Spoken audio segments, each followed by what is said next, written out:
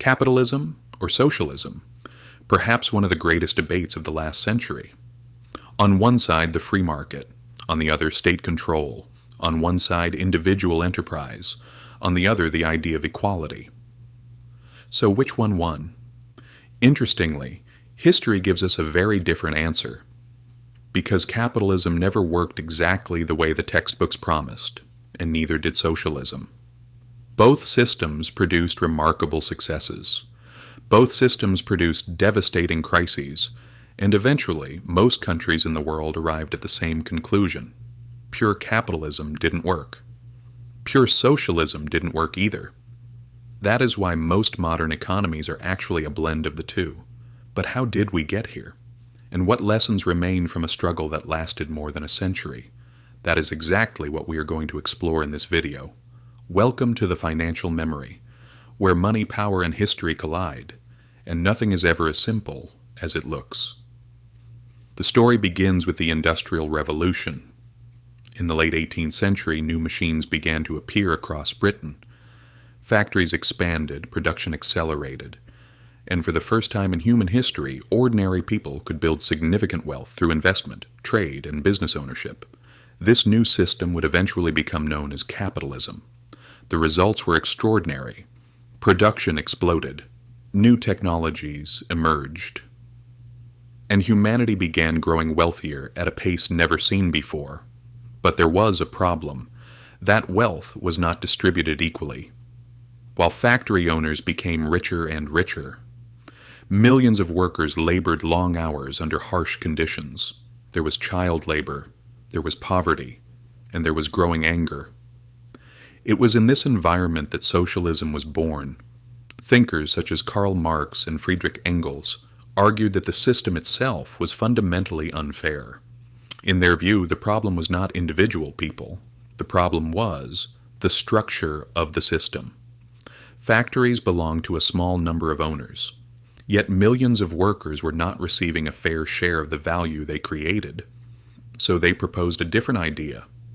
What if the factories belonged to the workers? What if production served society rather than profit? What if economic equality were possible? For millions of people, especially those living through the harsh realities of industrial capitalism, the idea sounded appealing, but theory and reality are rarely the same thing. The first major test of socialism came with the Russian Revolution of 1917. The Tsarist regime collapsed, and the Soviet Union was born. Factories now belonged to the state. Banks belonged to the state. Land belonged to the state.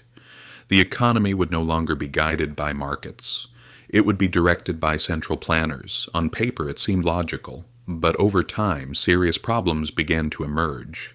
The government decided what should be produced, how much should be produced, and where resources should go. But understanding what millions of people actually needed was not easy. Some goods were produced in excess, others were constantly in short supply.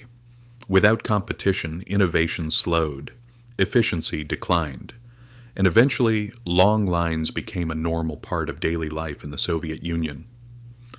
But here's what makes the story interesting. At the very same time, capitalism was experiencing a crisis of its own. In 1929, the American stock market crashed, and the Great Depression followed. Banks failed. Unemployment soared. Millions of people suddenly found themselves in poverty. For many observers, capitalism appeared to have failed as well. The world had reached a strange moment. Socialism had promised equality, but it had produced inefficiency. Capitalism had promised prosperity, but it had produced collapse. And then came World War II. After the war, the world became a giant laboratory for two competing economic systems. On one side stood the Soviet Union. On the other stood the United States and the Western world. For nearly half a century, the two systems competed against each other, and eventually the results became clear. The Soviet Union successfully industrialized.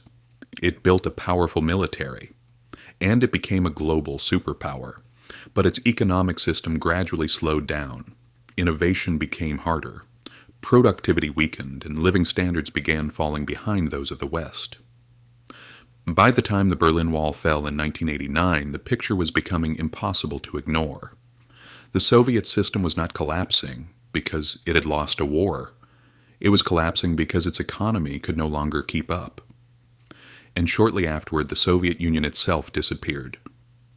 At that moment, many people believed the debate was over. Capitalism had won.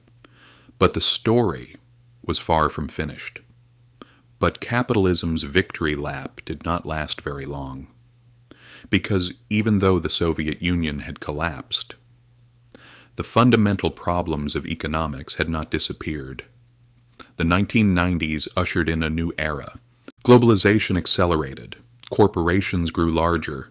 Financial markets expanded, credit became easier to access, and the global economy began growing at a pace rarely seen before. But beneath that growth, new risks were quietly building. Debt was rising, asset bubbles were forming, and the system was becoming increasingly complex. Then came 2008, and the world was shaken once again. Banks collapsed, millions lost their jobs, millions lost their homes. And many people began asking a familiar question: does capitalism actually work? What's interesting is that this question had been asked before. It was asked in 1929, and now it was being asked again. At the same time, interest in socialism began to return, especially among younger generations. Housing costs were rising, living expenses were increasing, income inequality was widening. And many people felt that the existing system no longer worked for them. But this time there was an important difference. Very few people wanted pure capitalism, and very few people wanted pure socialism, because history had already exposed the limits of both systems.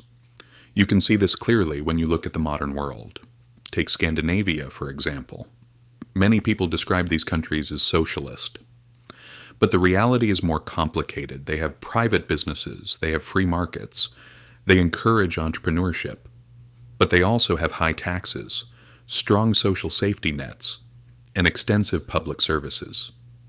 In other words, they are neither purely capitalist nor purely socialist. They are a mixture of both. China is perhaps an even more fascinating example. Officially, it remains socialist, but much of its economic growth comes from markets, private businesses, investment, and competition. Even China is not operating under a pure model. In fact, when you examine the world's largest economies, you discover the same pattern. Almost all of them are hybrids, because reality is far more complicated than theory. Human behavior doesn't follow ideology. There is ambition, there is fear, there is greed, there is creativity. And no matter what system you build, those traits never disappear. They simply express themselves in different ways. Under capitalism, wealth can become concentrated. Under socialism, political power can become concentrated. The problem changes, but it never completely disappears. And perhaps that is why the real question was never, which system is better? The real question has always been, how does a society limit power? How does it correct mistakes? And how does it encourage people to create, build, and innovate? History gives a surprisingly clear answer. The systems that adapt survive. The systems that refuse to adapt fall behind. Capitalism was flawed, but it evolved. Some versions of socialism failed, because they could not. And the economic systems we live under today are largely the result of that long struggle. Perhaps that is the greatest lesson of the past century. No economic system is perfect, no ideology has all the answers, and no society can be governed by theory alone. Because economies are created by people, and people are imperfect. That is why history keeps teaching us the same lesson. What matters is not the system you defend. What matters is how well that system adapts to reality. Because in the end, the winner is not an ideology. It is the ability to adapt.